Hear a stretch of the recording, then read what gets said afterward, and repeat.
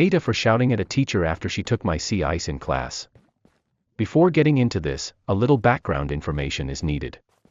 I, 17M, was born deaf to a hearing family. My family and I sign at home, but I need to speak while at school as the high school I go to isn't the most accessible or disability friendly.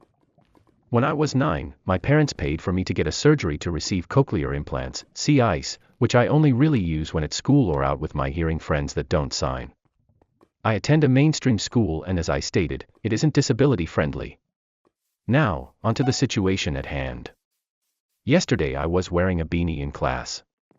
Now, usually that wouldn't be a problem when it is my normal teacher, but yesterday we had a sub. The beanie I was wearing was covering the transmitter of my CI, while the part that hooks onto my ear was noticeable. I know that there are quite a lot of kids that tend to get into trouble because they'd wear AirPods or whatever devices people use nowadays for music that aren't headphones, mainly because those aren't allowed in classes. Usually, my teachers are aware of my CI and know that it in fact is not a music device, so I never have any trouble, but this was a sub-teacher. She wasn't aware of my CI at first.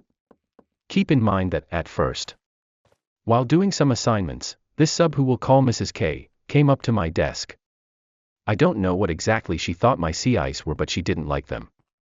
Originally, she questioned me and told me to remove them immediately or she'd have to write me up. Subscribe and follow for part 2.